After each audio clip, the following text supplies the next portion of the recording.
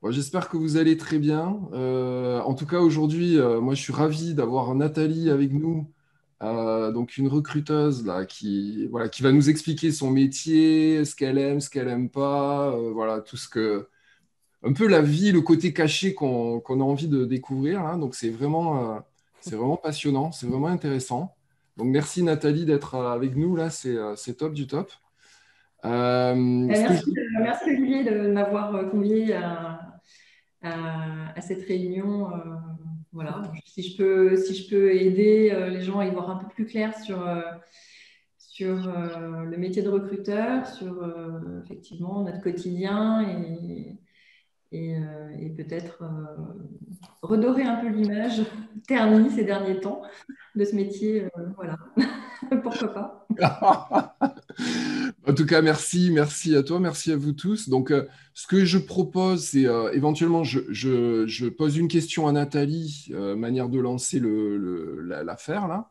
Mais après, vous êtes open là, vous êtes les bienvenus pour poser vos questions. C'est plutôt ça là. Aujourd'hui, le live, c'est vraiment ouvert là. Donc, ce que je conseille, c'est de fermer vos micros. Gardez vos vidéos ouvertes, là, il n'y a pas de souci, mais fermez vos micros. Et puis quand vous voulez intervenir, ben, faites signe ou intervenez ou écrivez dans le chat. Voilà, j'essaierai, entre moi et Nathalie, on essaiera je pense, de voir les gens, les questions et tout ça. Voilà. Donc, ben, c'est parti. Donc, voilà. Moi, j'ai juste une question là, à te poser, Nathalie. Une première question. Voilà, c'est quel genre de personne, quel genre de candidat recrutes-tu? Voilà. Et est-ce que ça fait une spécificité, c'est-à-dire est-ce que il y a un recrutement spécifique qui est donné par un métier donné, ou est-ce que ça peut, voilà, c'est général. Voilà, c'est ça ma question. D'accord. Alors, déjà, je vais me présenter. Donc, moi, je suis Nathalie Capron. Donc, je suis à l'origine, voilà, après mes études de commerce, je suis rentrée en cabinet de recrutement sur Paris. Et c'est là que j'ai découvert le métier de recruteur, en fait, hein, au sein d'un grand cabinet. Enfin, je ne le citerai pas, mais voilà. Et suite à ça, donc c'était mon stage de fin d'études. Et ensuite, je me suis retrouvée dans le monde des sociétés de services, hein, donc informatiques, ce qu'on appelle aujourd'hui des ESN, et ce qu'on appelait à l'époque, parce que je suis pas toute jeune, des SS2I. Et donc là, mon métier, c'était à la fois de recruter des ingénieurs en informatique et de leur trouver des clients. Donc, du coup, j'avais une casquette à la fois recruteur et à la fois commerciale, parce qu'à l'époque, en tous les cas dans la société dans laquelle j'étais, on faisait les deux. Voilà, il n'y avait pas un service recrutement et il n'y avait pas un service commercial. Le rôle d'ingénieur d'affaires, comme on dit, c'était vraiment de faire les deux. Donc, du coup, j'ai découvert vraiment ce métier de façon très spécifique sur les métiers IT. J'ai fait ça pendant une vingtaine d'années. Après, voilà, je suis montée sur des postes de direction d'agence. Mais voilà, j'ai fait ça pendant 20 ans, mais vraiment très spécifique sur le métier de l'ingénieur, en fait. Ensuite, je me suis mise à mon compte et voilà, parce qu'en fait, la partie recrutement était vraiment une partie qui me plaisait beaucoup et que j'avais un peu lâché les dernières années, puisque en direction, enfin, voilà, je manageais des recruteurs pour le coup, hein, mais je ne le faisais plus directement et ça me manquait. Donc, du coup, voilà, je me suis mise à mon compte et je suis devenue ce qu'on appelle entre guillemets chasseur de tête, mais enfin, ça veut dire recruteur, quoi. Alors, pour répondre précisément à ta question, est-ce qu'on peut être spécialisé ou généraliste? Bah oui, on peut être spécialisé. Dans certains cabinets, les recruteurs, on dit qu'ils sont issus du métier pour lequel ils recrutent. Ce n'est pas toujours vrai, hein, mais bon, en tous les cas, ils affichent ça comme ça. Donc oui, on peut être spécialisé par exemple en comptabilité, où on va recruter que des comptables, ou en marketing, ou RH, enfin, peu importe. Donc oui. Moi, j'ai fait le choix d'être généraliste. Voilà, mais c'est un choix très personnel. Donc, moi, je recrute aussi bien des comptables que des directeurs marketing ou des ingénieurs. Voilà. Donc, c'est vraiment, mais après, c'est un choix personnel, c'est ma stratégie à moi. Euh, voilà. Donc, je ne suis pas issue, moi, des métiers pour lesquels je recrute, hein, clairement, à part si c'est des postes d'ingénieur d'affaires en SS2I, que je connais par cœur, mais sinon, non. Et pourquoi j'ai choisi d'être généraliste? Tout simplement parce que je pense je suis un peu contre le copier-coller, hein. Voilà, donc ça, c'est quelque chose qui m'anime depuis toujours, en fait. Et je pense qu'on aura l'occasion d'en reparler un peu plus tard dans le webinaire, mais c'est quelque chose qui a été très, très marqué, hein, pendant 30 ans, là, où quand on vient d'un domaine, il faut absolument y rester. Or, je trouve que c'est vraiment dommage parce qu'on a tous pléthore de compétences et une certaine curiosité et la motivation, souvent, elle vient de là, du fait de découvrir des nouvelles choses. Donc moi, je me suis toujours battue contre ça, contre les prérequis, etc., même s'ils sont quand même bien, bien là, hein, malheureusement. Mais du coup, je n'avais pas envie de me spécialiser, de devenir, d'être que dans un microcosme. J'aurais pu me spécialiser en IT, par exemple. Beaucoup le font, et voilà. Mais je ne voulais pas parce que je ne voulais pas rester uniquement sur ce type de recrutement avec… bon, c'est un mauvais exemple IT parce qu'on ne devient pas ingénieur comme ça non plus, quoi. Enfin, c'est quand même un parcours bien spécifique. Mais par exemple, si on prend le cas les métiers du commerce, hein, par exemple, on peut être dans le marketing et puis, ou dans la vente ou dans le SAV ou je ne sais quoi. Mais potentiellement, on peut être amené à faire l'un après l'autre tous ces métiers, hein. Il suffit on peut monter en compétences, réapprendre, etc. Donc on peut évoluer sur d'autres métiers, ouvrir son champ de compétences. Et voilà. Et donc moi, j'avais envie de me dire, voilà, si je recrute un jour un candidat sur une typologie de poste, bah, s'il a envie de changer, pourquoi ne pas l'aider à changer et à trouver d'autres clients sur lesquels il y aura des synergies sur certains plans. Donc, il faut être un peu, faut un peu avoir de l'imagination, de la créativité, on va dire, mais c'est possible. C'est possible. Et donc voilà, donc c'est pour ça que moi, je n'avais pas envie non plus d'être cataloguée, recruteur dans l'IT, même si j'ai fait ça 20 ans, bon, j'avais envie de voir autre chose, quoi. Et je pense que du coup, la vision généraliste permet aussi de faire des passerelles entre les métiers. Voilà, quelqu'un qui vient du médical, s'il a envie d'aller dans la parfumerie, pourquoi pas? Voilà. Parce qu'il aura développé des compétences qui peuvent être aussi bien dans l'un que dans l'autre. Je sais pas, voilà. Bien, bah, c'est super, super. Super, bah, écoute, merci, Car, merci beaucoup. Il y a des questions justement. Alors attends, j'essaye de voir. De Fabrice, avez-vous mis en place des modèles vis-à-vis des drivers, je pense, des drivers recrutement que vous effectuez? Avez-vous mis en place des modèles vis-à-vis des drivers recrutement que vous effectuez? Est-ce que ça te parle, cette question? Non, non, ça ne me Ah, parle pas. Driver. je sais pas. Alors Fabrice, si tu peux voilà, reformuler ou alors prendre Ouais, je le veux bien. micro. Bonjour. Bonjour. C'est pas driver, c'est divers recrutements que vous pouvez Ah, des effectuer. divers, excuse-moi, excuse-moi, excuse-moi. D'accord, divers. Donc, est-ce que j'ai mis des modèles, c'est ça? Pour divers recrutements? Ouais. Des modèles en place, des fiches Des modèles? typiques en fonction des postes demandés, par exemple. Non.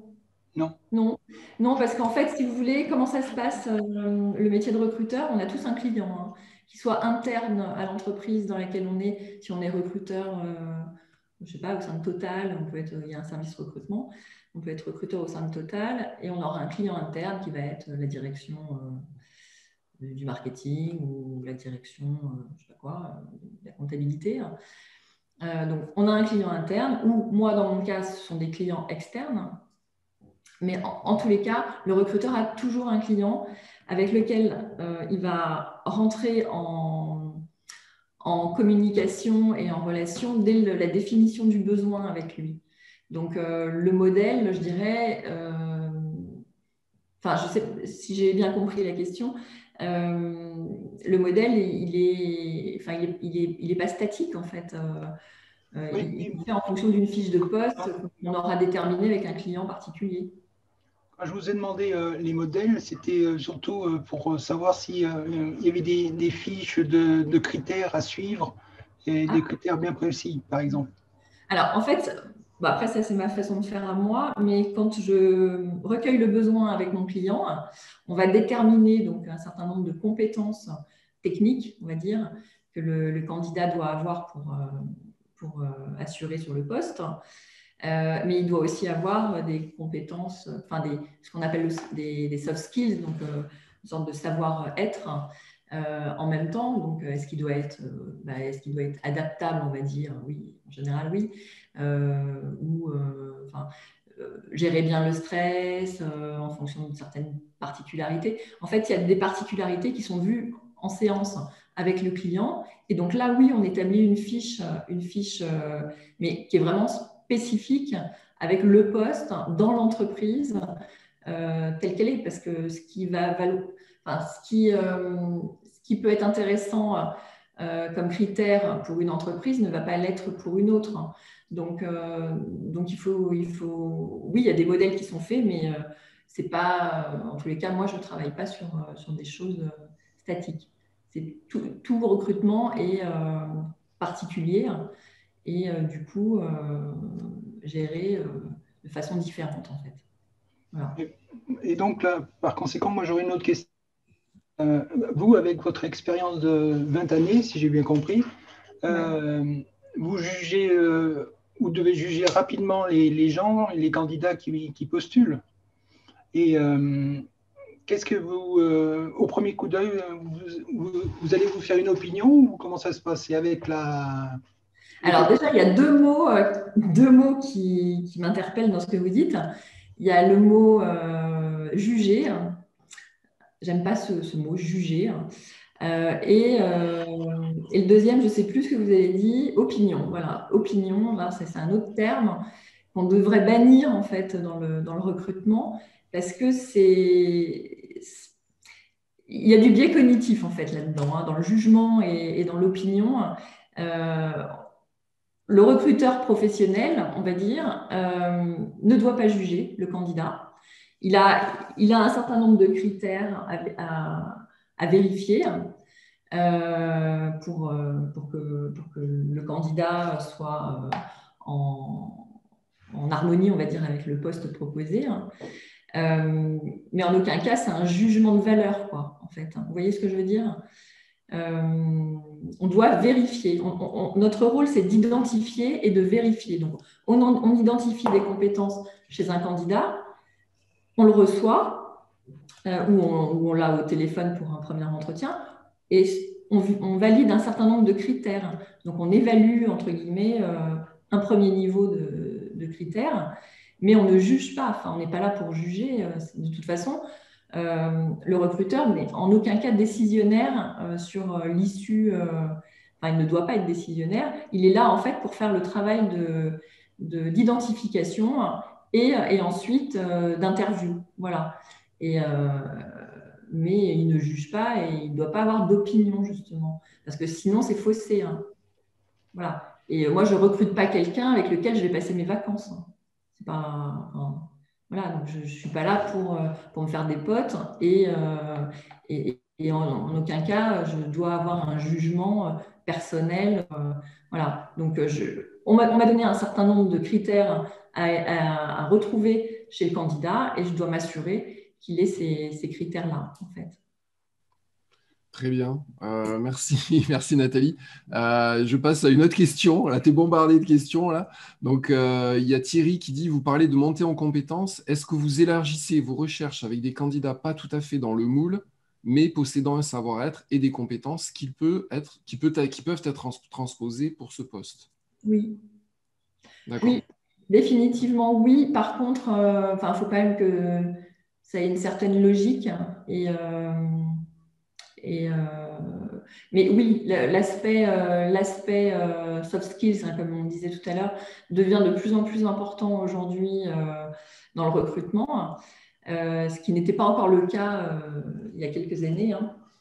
Mais voilà, la guerre des talents, comme on dit, est passée par là. Donc, il a fallu un peu ouvrir les esprits. Et donc, on va dire qu'on a un peu moins d'oreillettes, de visière sur les yeux. Quoi.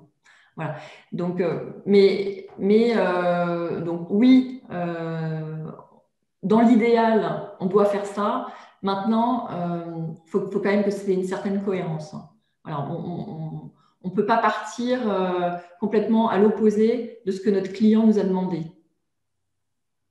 D'accord. Est-ce que tu as un Encore une exemple? fois, on a cette notion de client qui est quand même très importante. Hein. Ouais, Nous, c'est ça. voilà, alors surtout quand encore un client interne, je ne sais pas, mais quand on a un client externe, hein, comme moi, si mon client me demande un certain profil avec certains critères et que je lui propose un profil qui n'a aucun rapport avec ce qu'il m'a demandé, hein,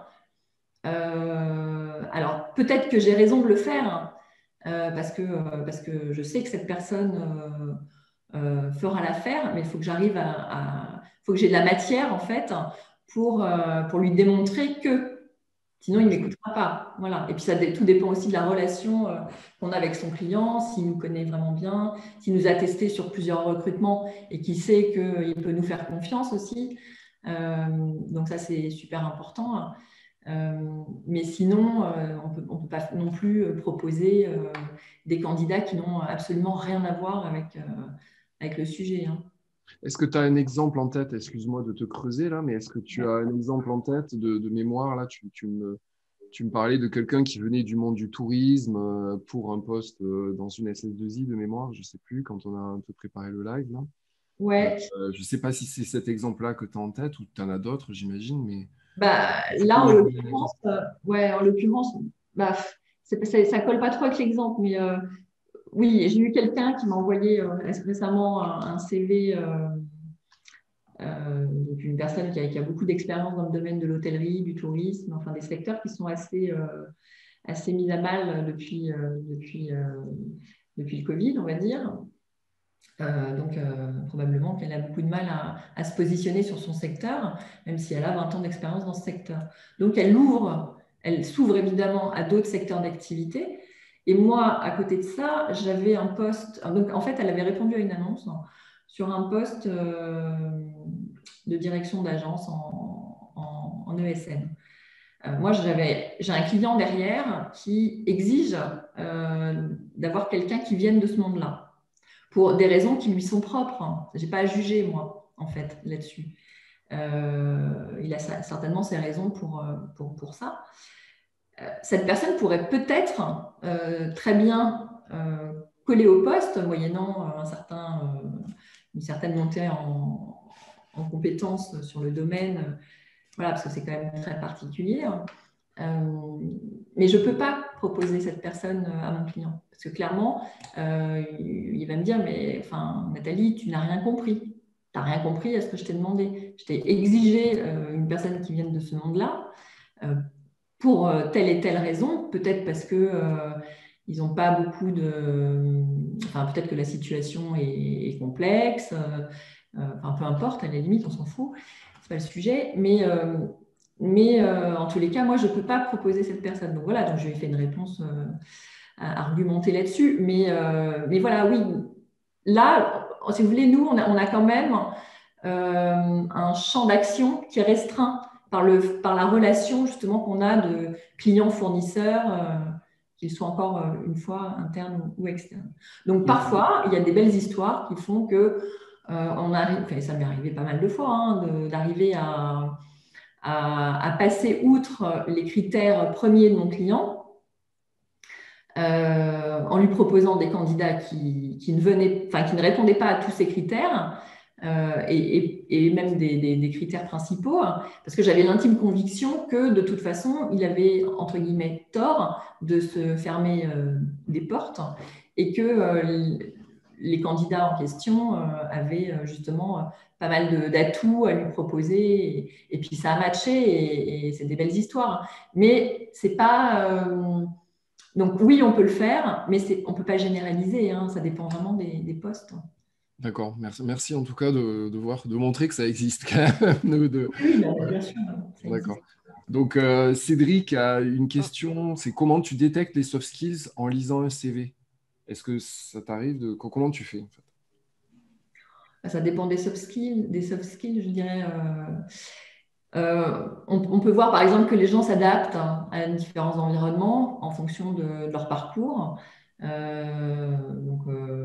S'ils ont été amenés à évoluer soit en interne, mais sur d'autres postes ou dans d'autres industries, par exemple. Enfin, voilà, s'ils ont un parcours qui marque qu'il y a eu des adaptabilités marquées, là, on peut le voir sur le CV. Après, l'esprit d'équipe, par exemple, c'est pas quelque chose qu'on peut vraiment voir parce que même si il a marqué gestion d'équipe, ça veut pas dire qu'il a l'esprit d'équipe. Donc ça, non, il y a des choses qu'on ne voit pas sur le CV, clairement. D'accord, ok. Alors, je sais pas, Alain nous dit le facteur soft skills est de moins en moins pris en compte lors des entretiens. Je sais pas trop pourquoi Alain dit ça, mais moi, je Alors, dirais le moi, contraire. je dirais le contraire, ouais. Au Mais bon, contraire, pour moi, enfin, je le vois d'ailleurs, il y a qu'à lire la presse hein, et tout ce qu'on peut voir sur les réseaux sociaux, etc., ces dernières années.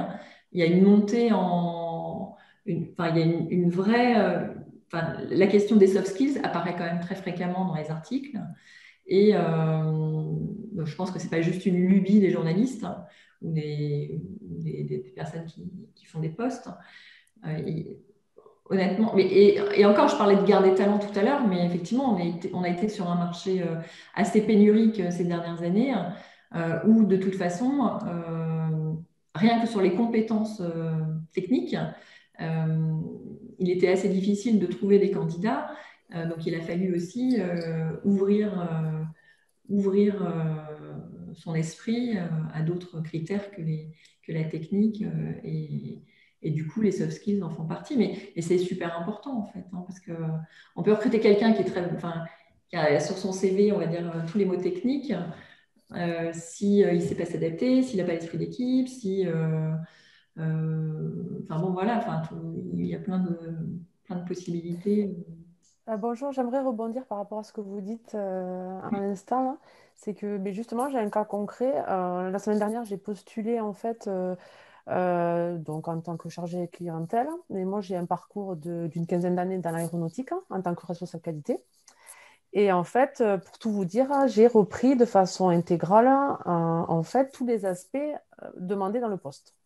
Et à ma bonne surprise, on m'a contacté et donc j'ai un rendez-vous demain. Et justement, j'ai pris cet exemple-là pour voir si de mettre exactement les mêmes termes, tout en ayant bien sûr les compétences, attention, hein, mais tout en stipulant bien de façon bien précise ce que demandait le recruteur, est-ce que j'allais avoir une retombée plus facile qu'habituellement? Et ça a marché. Alors, je voudrais savoir, est-ce que c'est normal quelque part voilà, j'ai tenté cette stratégie et je voulais voir avec vous, qu'en pensez-vous Bah, et... c'est plutôt malin de votre part. Donc, je dirais déjà que déjà, vous avez préparé votre entretien, Oui, vous avez adapté votre candidature. Donc déjà, vous avez travaillé votre candidature. Donc c'est normal enfin, et heureusement, vous êtes récompensé. Voilà, je dirais que oui, mais justement, est-ce que ça serait normal presque d'être dans cette optique de dire, bon, ben, si le terme associé se rapproche vraiment, on va dire, enfin, de ce qu'ils recherchent réellement, ou je vais vous donner un terme, bienveillance, par exemple, voilà, ou qu'on ait quelqu'un quand même qui est altruiste. Enfin, rien que le terme, vous voyez, employé, a un impact, je me suis rendu compte de cela, assez significatif. Voilà, donc Là, ouais, c'est ce qu'on pourra vous donner comme conseil, en tous les cas, sur n'importe quel atelier de préparation à la recherche d'emploi. Et c'est d'adapter vos candidatures. C'est effectivement de faciliter, entre guillemets, le travail du recruteur qui a quelques secondes pour lire un CV. voilà, on est bien d'accord. Hein. Bah oui. Ah bah oui, évidemment. Mais c'est normal. Enfin, c'est son travail. Il a peut-être des centaines de candidatures. Il faut enfin, il faut il va pas rester 3 heures à lire un CV. Donc, à vous de mettre en valeur les éléments qui vont être percutants pour lui faciliter le travail. C'est Oui, normal. oui. Après, sur ça, la synthétiser tous ces aspects-là, oui, d'accord, je suis d'accord. Moi, ce qui me paraît surprenant, c'est vraiment employer des termes très rapprochés, voire identiques, j'ai eu un effet immédiat, en fait. C'était ce côté-là, voilà, que je voulais partager avec vous. Bah, en fait, vous ne savez pas à qui vous envoyez votre CV, hein. Donc vous pouvez très bien tomber sur quelqu'un qui va avoir de l'expérience, qui va lire un CV et qui va de lui-même faire les analogies entre les mots. Oui, Mais vous pouvez aussi tomber sur le stagiaire recrutement du service recrutement à qui on aura dit, voilà, bah, si tu vois les mots, je ne sais pas quoi, bienveillance ou oui, oui, quoi, peu oui, importe. d'accord.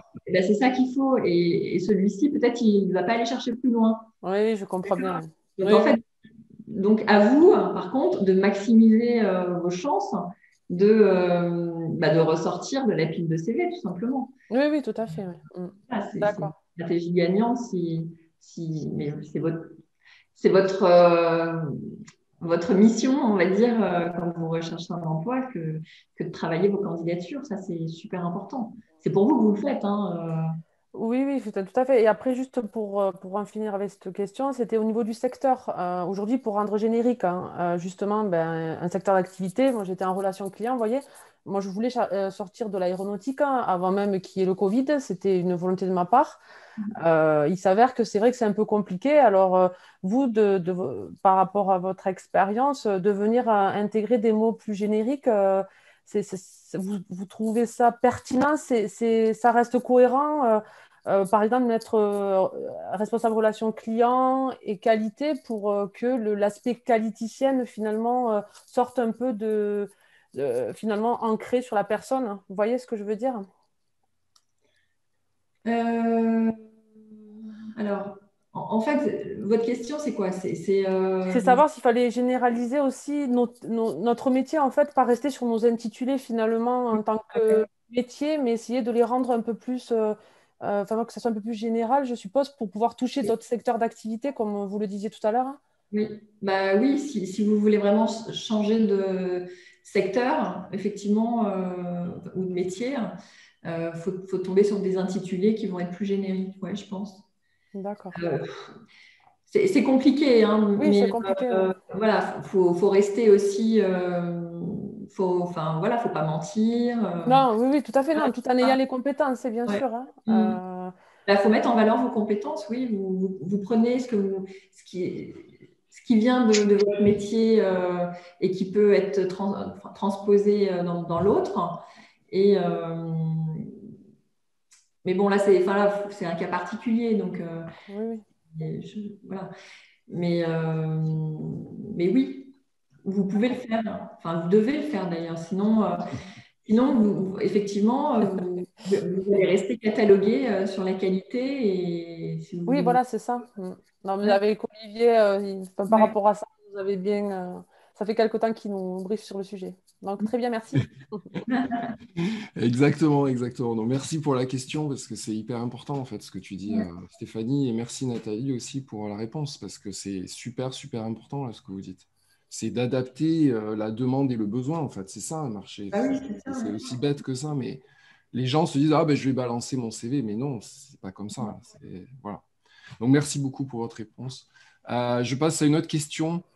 C'est sur l'âge en fait. Thierry demande en fait, en gros, quelqu'un lui a fait une remarque. Un dirigeant de cabinet lui a dit qu'au-delà de 45 ans, c'est compliqué, car trop âgé. Qu'en penses-tu? Voilà. Alors, Oui. Ben, oui, c'est compliqué, mais ça ne veut pas dire que c'est impossible déjà. Et j'espère bien que de plus en plus, on se dira que c'est pas compliqué. Euh, mais voilà, faut pas. Je ne suis pas là pour raconter n'importe quoi non plus. Il y a une réalité qui fait que le marché des seniors est un marché compliqué. Voilà, je suis en plein dedans, moi. Hein. Donc, donc, je le sais. Euh, voilà, c'est tout à fait regrettable. C'est compliqué aujourd'hui pour les tout jeunes, parce qu'on leur dit qu'ils n'ont pas assez d'expérience. À partir de 45 ans, et encore selon les secteurs, c'est parfois plus tôt. Enfin, moi j'ai même entendu à 38 ans, voilà, que les seniors, Ah, super. voilà. Et moi, voilà, ça m'avait un peu choquée, surtout que j'en avais déjà plus de 40, donc voilà. Mais, euh, mais voilà, enfin, oui, ça existe, oui, c'est compliqué. Je ne désespère pas que les mentalités changent. Euh, je pense que on en parle de plus en plus. Donc, ça devrait faire son chemin. Comme les soft skills, on en parle de plus en plus aussi. Voilà, on va s'ouvrir. Je pense qu'on va. Mais toi, Nathalie, quand tu as un client qui te demande, je sais pas, moi, je veux pas de personnes au-delà de 50 ans. Ça Non, existe? le client ne me dira jamais ça. Bon, c'est interdit. Ouais, voilà. Donc, comment ça se passe, en fait? Comment ça se concrétise, en fait, Bah, cette... après, on peut s'en rendre compte si les candidatures qu'on lui envoie à partir d'un certain âge, il les refuse systématiquement, sans qu'il y ait une vraie, une vraie raison, on va dire. Donc on peut, mais il n'abordera jamais le thème comme ça. Quels sont les a priori qu'il peut avoir, en fait? Quels sont enfin, le dirigeant ou la dirigeante? Quels sont les a priori qu'ils peuvent avoir? Alors, en fait, parfois, ce n'est pas des a priori, parfois, c'est une réalité. C'est que, en termes de salaire, hein, tout simplement, euh, enfin, voilà, parfois, les personnes très expérimentées, effectivement, ont un parcours qui fait que dans l'entreprise dans laquelle ils étaient arrivés à un niveau de salaire voilà, qui était justifié par rapport à leur parcours, hein, par rapport aux compétences qu'ils avaient acquises et l'expérience d'entreprise, mais finalement, qui n'a pas une plus-value par rapport à quelqu'un qui a moins d'expérience. Enfin, à expérience, finalement, il y a expérience, puis il y a compétence. On peut avoir les mêmes compétences à partir d'un certain niveau, qu'on ait 10 ans dans la fonction ou 5 ans. À la limite, si c'est, on sera moins cher avec 5 ans d'expérience qu'avec 10 ans. Vous voyez ce que je veux dire? Ouais. Donc, en fait, du coup, ça va jouer. La peur, en fait, que une personne trop expérimentée à compétences égales soit beaucoup plus chère. D'accord? Mais qu'est-ce que tu conseillerais à un candidat, je sais pas, qui a 55 ans ou plus, ou j'en sais rien, pour montrer ce côté, des fois, il y en a qui veulent bosser, quoi. Il y en a qui veulent absolument Oui, bosser. d'accord. Enfin, je veux dire, c'est pas qu'ils s'en fichent du salaire, ils sont pas non plus à dire, bah, je Oui, vais oui, prendre un salaire de oui. débutant, mais tu vois, Après, ouais, ouais. Mais après, moi, j'ai le cas au quotidien. Hein. Sur des candidatures où parfois je présente des candidats qui ont 5 ans d'expérience dans la fonction, qui peut être très bien pour cette fonction, et puis d'autres qui ont beaucoup plus. Ils ne sont pas nécessairement plus chers, hein, en fait, dans la réalité. c'est Donc, ça. en fait, donc ce qu'il faut, bah, c'est justement être ouvert, quand même, ne pas fermer la porte à ces candidats, les écouter, hein, voir quelles sont leurs prétentions. Si elles sont au-dessus, bien au-dessus, ben, moi je leur dis, hein, ça ne collera pas sur ce poste parce que j'ai un budget qui est plafonné, voilà, et du coup le client il n'ira pas au-delà, ça c'est sûr. Et parfois la personne dit non, mais attendez, moi je peux baisser, c'est ce que j'avais dans cette entreprise, mais moins, ça ne me dérange pas. Voilà. Ou pas, ou ça peut le déranger, auquel cas on ne présente pas sa candidature sur ce poste. Mais voilà, l'idée, c'est effectivement de lever les barrières. Et moi, ça, je le fais tout le temps avec mes clients. Enfin, voilà, je présente des candidats avec des compétences et un niveau de rémunération en accord avec ce que le client m'a demandé. Après, s'il a 50 ans, pourquoi pas, quoi. Enfin, D'accord. Ok. il faut tenter, hein. Et il faut surtout ne pas rejeter la personne juste parce qu'on a vu qu'elle avait tel ou tel âge sur son CV. Ça, c'est sûr que voilà, il faut tenter le truc, hein. Après, et voilà, ils ne sont pas nécessairement plus chers, hein, en termes de rémunération. Ok, merci Nathalie. Ça répond à votre question. C'est un peu touchy Je comme sais, sujet, hein. Mais bon, après, il faut être réaliste, hein. Oui, il y a des entreprises sur lesquelles voilà, l'autre jour, je regardais des offres d'emploi de mes concurrents et, rien que dans l'intitulé, on sait que passé un certain âge, de toute façon, le CV ne passera pas parce que rien que dans l'intitulé, au sein d'une équipe jeune et dynamique, voilà. Bon. T'as pas demandé quoi? Allô? J'en sais rien. Elle m'avait dit qu'elle allait demander. Pardon, excusez-moi. Ah, pardon. Excusez-moi, pardon, je suis désolée. Pardon, c'est bon, ok. Excuse-moi. J'ai coupé le micro de Carole, là. Bon, voilà. Pardon, vas-y. Excuse-moi, Nathalie. Non, je t'en prie. Oui, donc parfois rien que dans l'intitulé, on voit que au sein d'une équipe jeune, rejoignez une équipe jeune et dynamique. Bon, voilà. Si moi, à mon âge, je postule, clairement, je sais que ils ne me choisiront pas, quoi, par exemple. Ouais. Voilà. Toi, tu sais déjà que tu sais faire le tri. Comment tu vois le tri? Enfin, comment tu sais faire ça, en fait? C'est avec le salaire, le niveau de salaire? Comment tu vois ça, en fait? Quel tri? Tu sais déjà qu'on ne va pas te recruter, tu dis. Oui, Donc, parce que quand je lis leur annonce, c'est clairement affiché qu'ils veulent des jeunes. Rien que dans l'intitulé de leur annonce. Mais tu le vois comment, ça? Tu le vois comment? Parce qu'ils écrivent vous rejoignez une société jeune, enfin avec des jeunes, jeunes et dynamiques. Je ne suis pas jeune. Vous voyez? J'ai déjà vu des annonces. Bonjour. J'ai déjà vu des annonces où effectivement, donc, il disait dans une équipe jeune et dynamique dont la moyenne d'âge c'est 30 ans ou 33 ans. Donc là, effectivement. Bon, après, jeune et dynamique, je veux dire, avec l'expérience, on s'en fout d'être jeune.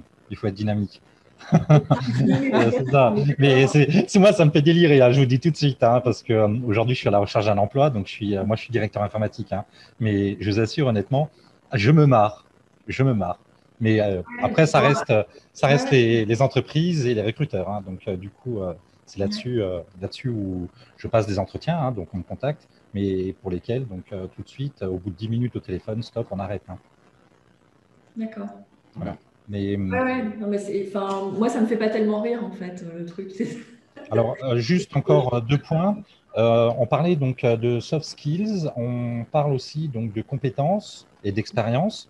À un moment ou à un autre, donc il y a bien une divergence, hein, compétences et expérience, parce qu'on ne peut pas avoir d'expérience quand on a 30 ans, on peut avoir des compétences, mais à un moment ou à un autre, s'ils veulent de l'expérience, donc ce n'est pas à 30 ans qu'on a de l'expérience. Sur la qualité, effectivement, donc des candidats, sur la partie générique, hein, moi, j'en ai passé donc comment on appelle ça encore, des tests, pas techniques, mais plutôt dans le cadre générique. Donc, effectivement, c'est là où on vous dit comme quoi vous êtes plus dynamique, vous êtes travail d'équipe, vous êtes fort de proposition, vous savez gérer le stress. Donc, est-ce que vous utilisez donc ce type de test? Et si oui, oui. Pas toujours, pas toujours. Ça dépend. En fait, je le fais à la demande des clients. Vous utilisez style des logiciels type Asset ou vous avez développé vous-même vos logiciels? Non, je les ai pas développés. D'accord. Ok. Non, moi je suis. Alors les tests du type PAPI, SODI, etc. C'est des vieux tests, hein. Bon, il y a encore des entreprises qui demandent ça. Ce sont plus des tests, on va dire, de personnalité. C'est ça. Après, moi, ce que je trouve intéressant au-delà des tests de personnalité comme ça, c'est plus les tests comportementaux, en fait, où on va tester le comportement des gens en situation. Donc, et en fait, le but, il n'est pas de dire telle personne est bien ou telle personne est mal. C'est pas la question. La question, elle est de savoir est-ce que cette personne, avec son mode de fonctionnement, avec son expérience, ses compétences. Ouais, non, même pas. C'est vraiment le comportement. Je trouve pas le mot, mais bon, voilà. Est-ce que cette personne va s'adapter en fait dans l'entreprise, dans l'équipe? Est-ce que elle a un mode de communication qui va être adapté avec son boss, par exemple? Ça, c'est super important. En fait. Parce que quand on rentre dans une entreprise, on peut voir les compétences, voilà, enfin, c'est pas l'expérience qui va bien, etc. Mais une personnalité et des modes des réactions comportementales en fait qui vont aller à l'encontre et qui vont pas du tout matcher avec le reste de l'équipe. Et auquel cas, ça sera un échec en fait. Le recrutement sera un échec parce que la personne ne s'intégrera pas. Je confirme, j'ai eu bonjour, on m'a refusé un poste sur une grande chaîne télévision, je ne dirai pas laquelle, la une, parce que justement j'ai fait ces fameux tests psychométriques et la RH m'a dit à la fin, vous avez un super profil, personnellement moi je vous aurais embauché, j'aurais adoré travailler avec vous, mais la personne avec qui vous allez travailler, ça ne va pas le faire. Mais je l'ai remercié à un point, parce que pour moi, l'ambiance, c'est le plus important. Donc, si elle a su voir que ma compatibilité avec ma collègue avec qui j'allais travailler maximum de temps n'allait pas le faire, je la remercie d'avoir été honnête et de me l'avoir dit. Voilà, je ne regrette pas ce travail chez TF1. Voilà. Et oui. Ben, après, voilà, est-ce qu'il vaut mieux, il vaut mieux ne pas prendre alors, c'est toujours un peu compliqué de dire ça, mais parfois, il vaut mieux ne pas rentrer sur un poste plutôt que de devoir le quitter en burn-out ou complètement cassé au bout de 3 mois parce qu'on a eu une expérience avec son manager totalement inhumaine, enfin voilà, où ça n'aura pas du tout matché avec, parce que il y a incompatibilité, quoi. Voilà. Donc, je voudrais bien rebondir là-dessus. Oui. Pardon. Je rebondis parce que là, je suis assez étonnée de ce que j'entends. Je suis désolée, hein, mais alors, enchantée Nathalie, par contre, je suis Carole. Voilà, je rebondis parce que moi, j'ai plusieurs, comme tout le monde, expériences. J'ai travaillé 7 ans dans une entreprise, bon bref, plusieurs entreprises, différents secteurs, mais quoi qu'il en soit, ce que je remarque, c'est qu'au niveau des soft skills, souvent quand on parle d'adaptabilité, je suis assez surprise d'entendre ça, comme si aujourd'hui, personne n'est adaptable. Or qu'avant, on ne se posait aucune question là-dessus et ça matchait très bien. Moi, j'ai fait plusieurs postes sur 7 ans d'affilée, donc 5 postes dans un grand groupe. J'ai jamais eu de souci que ça soit avec mes managers ou les services en question. J'ai l'impression qu'aujourd'hui, le monde ne tourne pas, quoi. Vous avez l'impression que quoi? Je n'ai pas compris la fin de la dernière. Que les gens, en fait, se positionnent sur des soft skills, or qu'avant, on en avait tous avec des caractères totalement différents, mais ça matchait quand même. Donc, parfois oui, parfois non, comme encore aujourd'hui. Parfois ça match, parfois ça ne matche pas. Non, Carole, je ne suis pas d'accord, excuse-moi d'intervenir, mais détrompe-toi. Moi, j'en ai fait des missions d'intérim en tant qu'assistante de direction dans des grands groupes. Le chômage est au sein des sociétés, c'est-à-dire qu'il y a des personnes qui ne sont pas à leur place, qui en ont marre de leur travail, mais qui ne le quittent pas et qui le font mal, et ça génère une ambiance insupportable dans le service. Je confirme. Alors là, je veux bien vous croire, effectivement, parce que moi, en tout cas, je n'ai jamais rencontré ça. Quand une équipe match, quand je dis équipe type match. Ça ne veut pas dire que forcément on a le même caractère et qu'on s'entend sur tout. Il peut y avoir des fois, voilà, des tensions, ça arrive. Mais ce que j'essaye d'expliquer, c'est que là, aujourd'hui, on est dans un secteur où il y a moins de travail pour tous. Alors, on trouve des a priori sur l'âge, on trouve des a priori sur le manque de compétences pour des jeunes.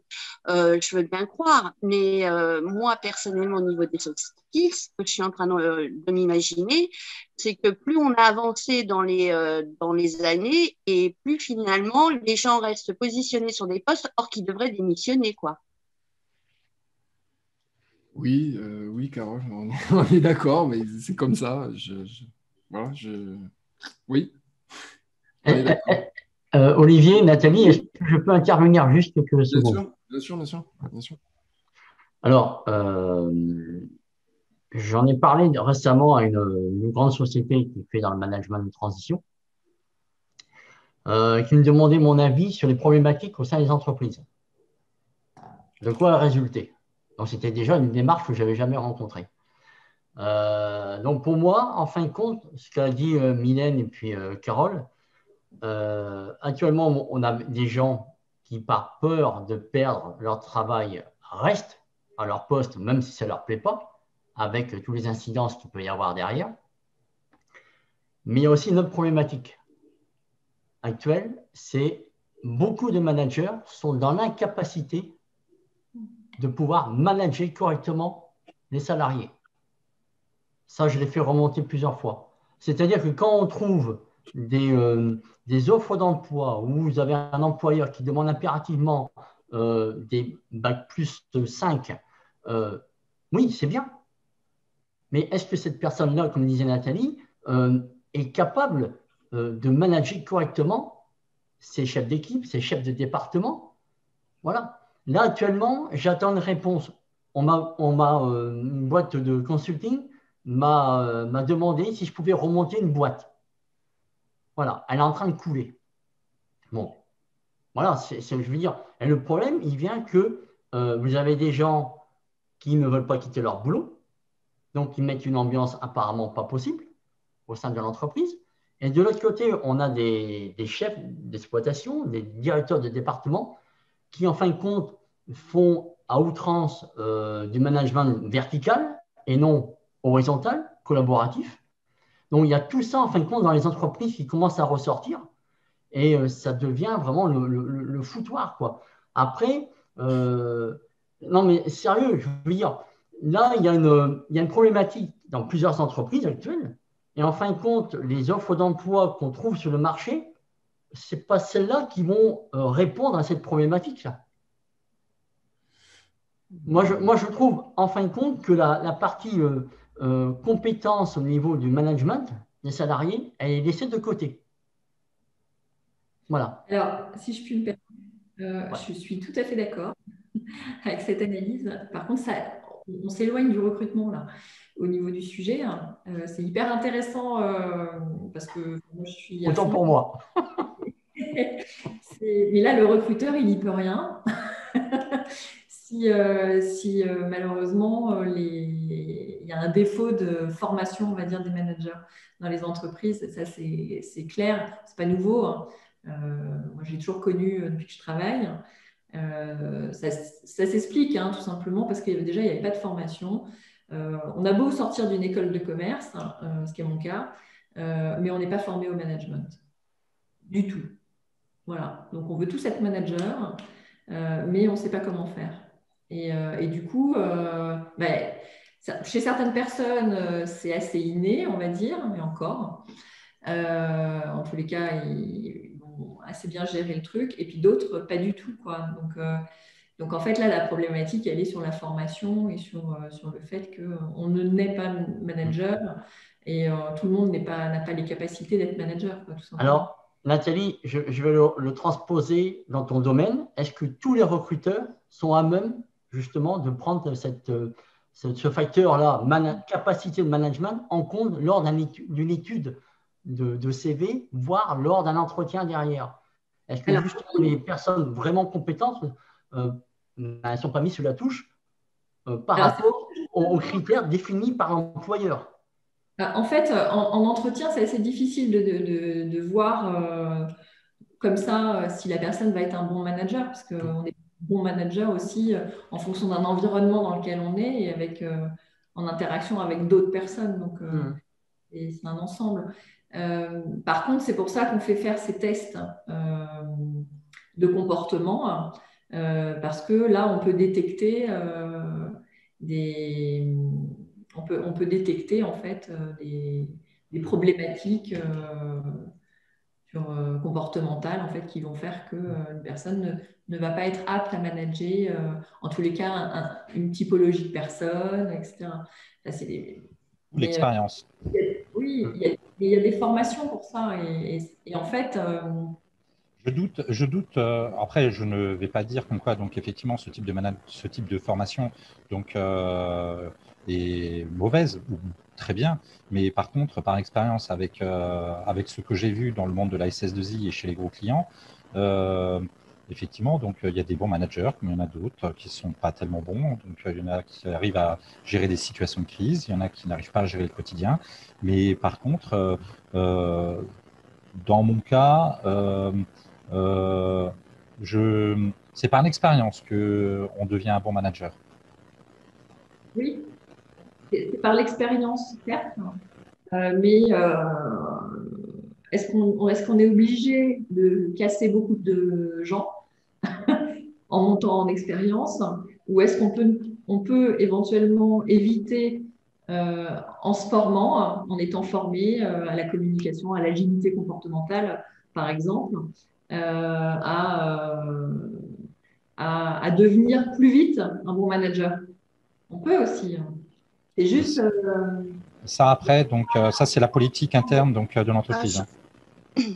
De comment elle voit ses managers et comment donc elle veut piloter donc son entreprise à travers donc les managers. Donc c'est aussi simple que ça. C'est le rôle de l'entreprise. C'est le rôle de l'entreprise. Et de toute façon, on en parle beaucoup plus. Ça fait partie, je pense, de ce qu'on appelle le future work, là. Le nouveau monde de l'entreprise. Il doit évoluer évidemment sur ce sujet-là en priorité pour moi. Il y a eu un post très intéressant sur LinkedIn où il parlait donc du management cette fois-ci, donc lié au Covid, qui est que comme en majorité donc les personnes sont en télétravail, comment les piloter et comment les manager pour pas qu'ils se sentent délaissés, autonomes, perdus. Donc le fait d'être chez eux et de travailler et de ne pas savoir qu'aujourd'hui il font toujours partie d'une entreprise et qu'ils contribuent donc toujours à l'évolution, mais en étant chez eux, quoi. C'est un post super intéressant qui est passé. Exactement. Donc, je voudrais revenir sur une petite phrase. Je voulais juste revenir sur quelque chose, moi, sur un niveau de recrutement. Parce que bon, le management, c'est une chose, tout le monde n'est pas manager. Ok, il n'y a pas de formation, c'est très bien. Par contre, quand on recrute, ce que je remarque souvent, c'est qu'on n'a pas de retour. Ça, c'est la première chose, c'est-à-dire qu'on ne sait pas en fait si on parle d'adaptabilité sur le poste, un manque d'adaptabilité sur le poste. Des compétences, bon, souvent de fois, si, quand même, on peut considérer que on répond à des annonces et qu'on n'a pas forcément les compétences. Donc, quand on arrive à être recruté lors d'un entretien, effectivement, ça coince. Donc, on le sait. Cependant, il y a aussi les soft skills. Bon, moi, ça ne me parle pas trop, même si, effectivement, je pense que c'est très utile, mais souvent de fois, on ne les fait pas passer à tout le monde. Voilà. Alors, est-ce qu'on pourrait donc, par exemple, sur un poste n'importe lequel, imaginer qu'on arrive en recrutement, qu'on a répondu à une annonce, mais qu'on n'a pas de retour? Comment fait-on dans ces cas-là pour se positionner? Vous n'avez pas de retour, si vous avez répondu à une annonce et que vous n'avez pas de retour, vous pouvez toujours essayer de téléphoner ou d'envoyer un mail, essayer de contacter le service recrutement où vous avez postulé. Déjà, première chose, si vous n'avez pas de retour. Après, normalement, vous devez avoir un retour. Des fois, on peut ne pas avoir de retour, même en ayant postulé après un entretien. Alors là c'est plus facile, à la limite encore de rappeler le recruteur que vous avez rencontré. Ouais, mais honnêtement, Nathalie, il y a des fois, moi je rencontre quand même beaucoup de gens qui n'ont pas la possibilité de contacter parce que tu sais, c'est des boîtes un peu toutes faites là. Donc ils n'ont pas la possibilité de. Quand tu as déjà eu un entretien. Voilà, après, quand tu as eu un entretien, normalement c'est plus facile, mais c'est vrai que ça arrive quand même. Je ne sais pas, j'ai pas de statistiques là. Non, mais c'est sûr que ça arrive, hein, bien sûr. Je pense qu'effectivement, je ne connais pas les statistiques, mais effectivement, je pense qu'il y a beaucoup de candidatures qui ne reçoivent pas de réponse. Hein. Ouais. Donc, qu'est-ce que tu conseilles? Est-ce que c'est de laisser tomber à un moment donné et de passer à autre chose ou des fois d'insister? Est-ce que c'est parce qu'il y a un laps de temps? Il y a plusieurs cas, en fait. Moi, moi, je regarde juste par rapport à mon expérience. En général, je réponds, j'essaye en tous les cas de répondre à toutes les candidatures que je reçois. Je dois certainement faire des erreurs, en oublier au passage, c'est tout à fait possible. Mais parce que voilà, je ne suis pas un robot et que du coup, je peux avoir des lacunes moi aussi, quoi. Après, quand je passe un entretien avec quelqu'un, en général, je donne un retour, par contre. Voilà, qu'il soit positif, enfin, qu'il soit négatif, hein, parce que s'il est positif, évidemment, personne ne le sait. Mais si c'est négatif, oui, je prends mon téléphone ou j'envoie un message. En général, je fais plutôt par téléphone. Pour expliquer pourquoi la personne, à partir du moment où elle a passé des entretiens, je trouve que c'est la moindre des choses d'avoir le contact en direct avec elle pour lui expliquer pourquoi elle n'a pas été retenue. Voilà. Je voulais revenir là-dessus, sur à peu près, on va dire, une dizaine d'annonces sur lesquelles j'ai postulé. Si j'ai un retour de 1 ou 2 personnes, c'est grand maximum. Le problème qu'on a maintenant, et Olivier l'a bien souligné tout à l'heure, c'est qu'on n'a pas de moyen de contacter les personnes qui sont en face de nous. On a soit une boîte mail où c'est bien spécifié qu'on ne peut pas répondre, on n'a pas de numéro de téléphone, et quand on a la chance d'en avoir un, on tombe sur une personne qui n'est pas au courant. Donc c'est quand même assez frustrant parce qu'on perd beaucoup de temps et on s'implique beaucoup pour coller au maximum aux demandes des recruteurs. Et d'un autre côté, on ne sait pas où ça coince et on n'a aucun retour. Il y en a, oui, mais c'est tellement rare que ça se compte sur les doigts d'une main, malheureusement. Donc, est-ce que, je sais, on ne sait plus trop comment réagir. Ben là, moi, je ne peux pas vous dire comment réagir vis-à-vis des sociétés. Moi, je sais ce que moi je fais. Après, ce que font les autres. Moi, je peux vous dire par expérience, laissez tomber, ne cherchez pas, continuez. Voilà, c'est ça. C'est ce que je fais, de toute façon, on n'a pas le choix. Hein. Non. À un moment donné, on laisse tomber, on passe à autre chose. Mais c'est quand même assez frustrant. Moi, pour vous donner un exemple, je suis à peu près à une 60aine de candidatures. J'ai eu un retour sur les 60, j'en ai reçu à peu près une quinzaine. Donc aujourd'hui, voilà. Donc aujourd'hui, après c'est comme ça, c'est le monde d'aujourd'hui. Donc exactement. Et parfois, il spécifie en fait dans l'email que si vous n'avez pas de réponse au bout de environ 15 jours. Il me semble, voilà, 15 jours, parfois ils mettent même plus, 5 ou 6 semaines, suivant le recruteur, qu'ils estiment que nous, on doit passer à autre chose, quoi. Sauf qu'on n'attend pas, en effet, forcément 4 semaines ou 6 semaines. On se doute bien que si ça va au-delà, je pense, de 15 jours, ça ne sert à rien d'espérer, je pense, une réponse positive, quoi. Alors, oui. C'est des boîtes de sourcing, non? Vous faites en tant que recruteur, du moins moi j'ai vu beaucoup d'entreprises en chasse de futures, on va dire, entreprises qui vont venir les voir, de faire du sourcing. Ça vous arrive, Nathalie? Non. Du sourcing, c'est-à-dire chercher juste des CV, c'est ça, pour alimenter une base de données, c'est ça? Oui, c'est ça. Oui, ça arrive. Alors moi, je le fais pas, mais oui, j'ai vu faire. Oui. J'ai vu faire, notamment dans les SS2I où j'ai travaillé. Oui, je suis au courant. Les SS2I sont comme ça. Oui. Non, mais ça existe. Alors, c'est pas terrible, certes, mais ça peut servir et ça peut servir aussi aux candidats parce qu'effectivement, OK, c'est pour alimenter une base de données. Derrière, normalement, elle est censée être qualifiée, cette base de données. Donc, ça veut dire que même s'il y a le poste n'existe pas réellement, vous êtes censé être appelé par un recruteur, normalement, pour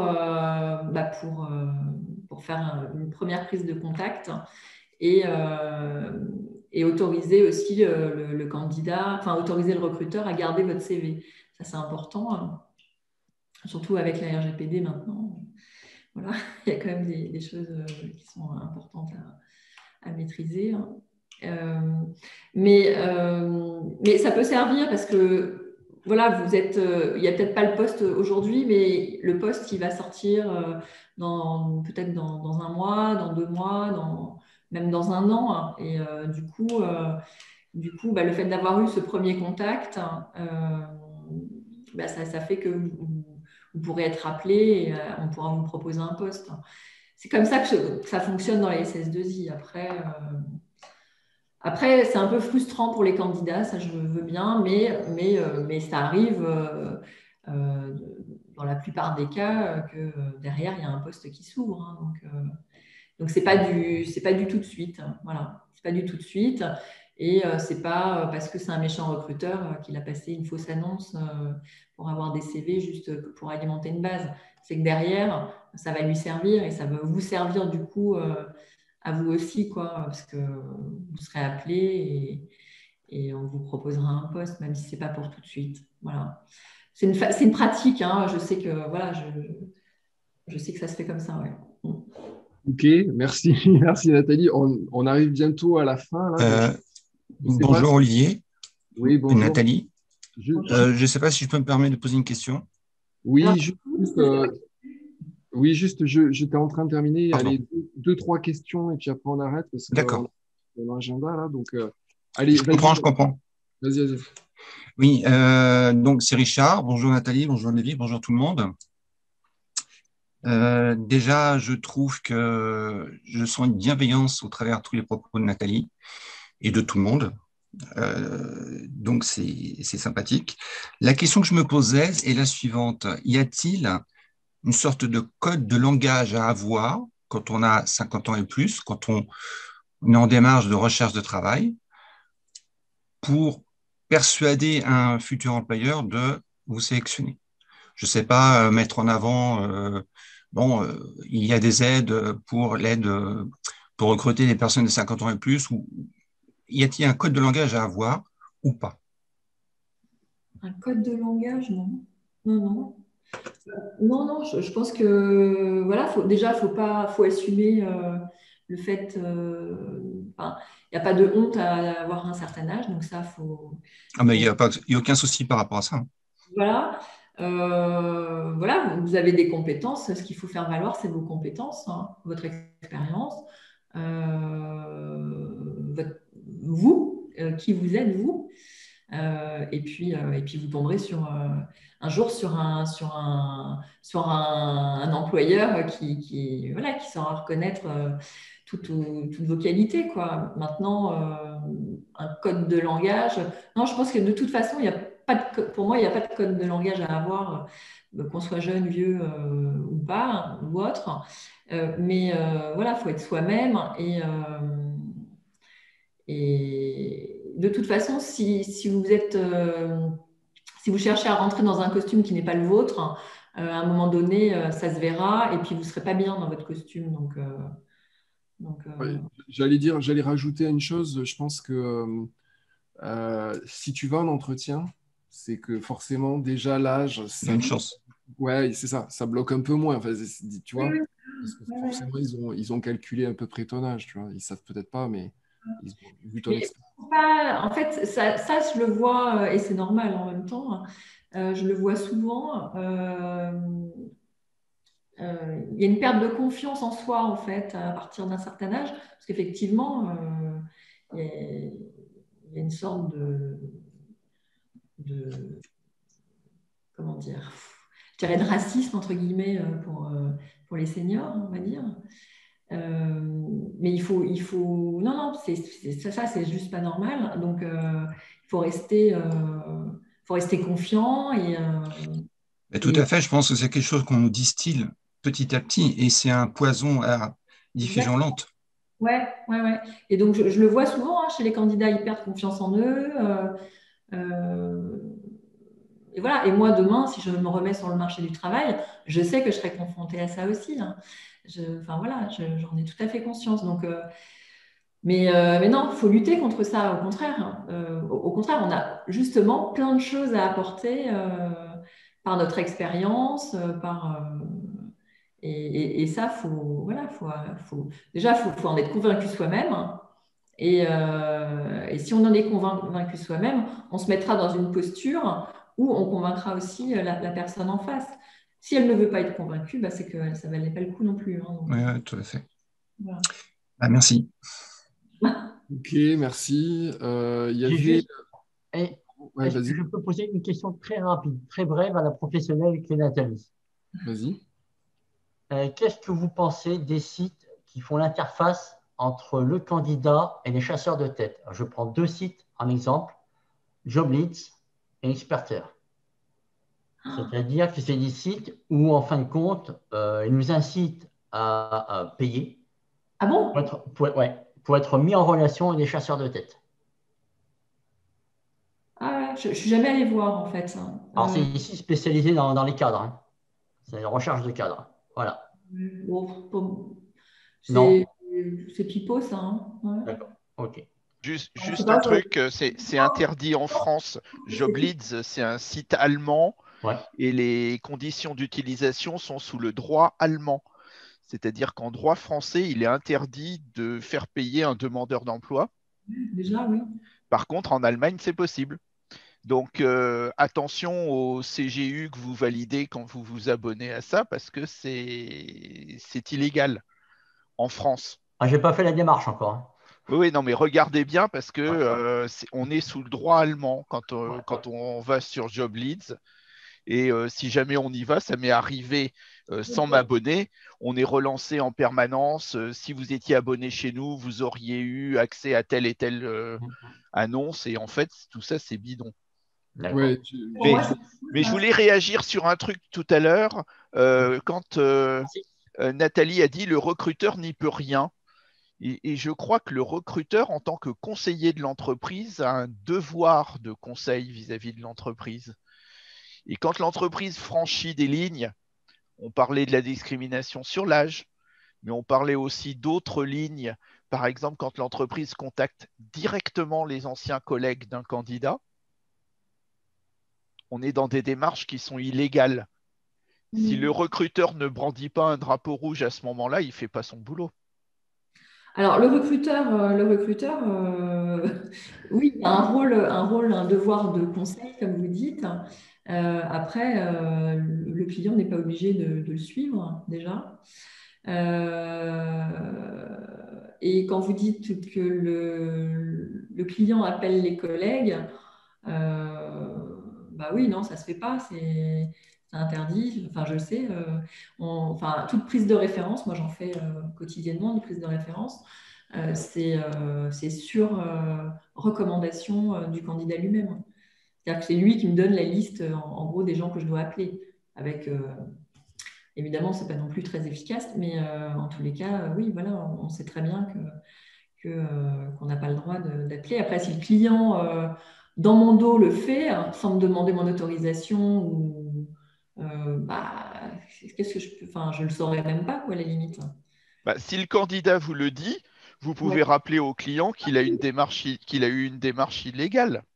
Sauf que les cabinets de recrutement n'auront pas les coronesses pour le faire. Oh, ça, c'est pas vrai. Non, non, non. Non, non, moi, si mon client. Enfin, je me suis jamais retrouvée dans cette situation. Donc j'avoue que. Voilà, parce qu'en général, le client me demande à moi de faire des prises de référence. Ça fait partie de mon job, de faire les prises de rêve. Donc il le fait pas, lui, du coup, hein, parce que je le Mais fais moi. aujourd'hui, avec LinkedIn, avec les réseaux sociaux, c'est super facile de faire des prises de référence parallèles, on va dire, et pas de manière officielle. Bah, je sais pas. Honnêtement, peut-être, hein, je sais pas.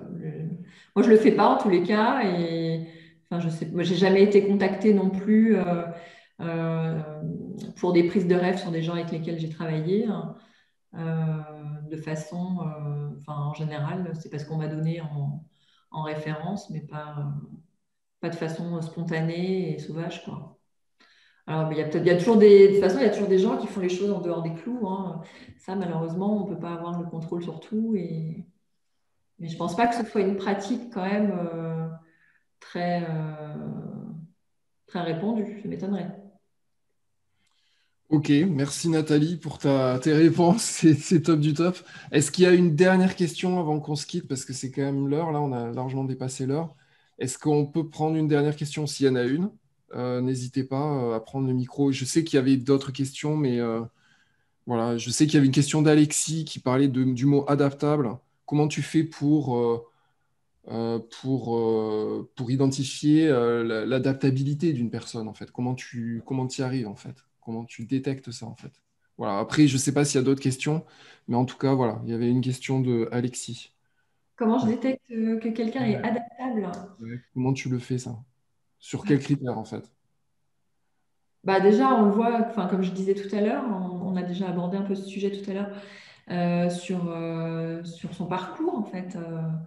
C'est voir comment il a su s'adapter d'une situation à une autre, au gré des expériences qu'il a eues, sur ses montées en poste.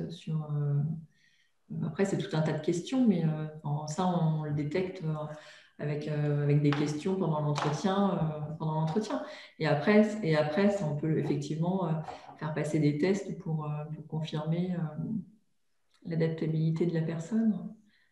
Ok. Ok. Merci. Bon, en tout cas, merci beaucoup, Nathalie. Je pense on pourrait rester des heures là, mais à t'écouter, mais je pense que voilà, il faut qu'on arrête à un moment donné. Donc, merci beaucoup pour toutes les réponses, pour le temps que tu nous as accordé, pour voilà, Bah, si voilà. voilà, si ça a pu répondre à des questions, bah, tant mieux alors.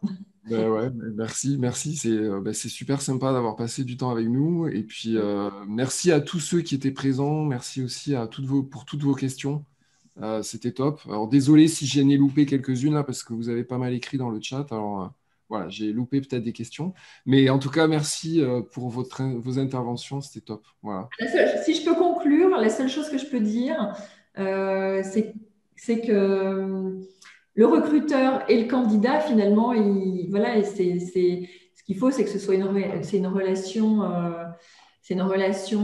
gagnant-gagnant. Et voilà, il y a pas de le recruteur est au même niveau que le candidat et l'échange, il doit être de bonne qualité en fait entre les deux pour que ça matche. Et on a tous, de toute façon, l'intérêt du recruteur, c'est de trouver le bon candidat et le candidat, son intérêt, c'est de trouver le bon poste. Donc voilà, c'est on n'a pas, il n'y a pas de méchants ou de gentils recruteurs.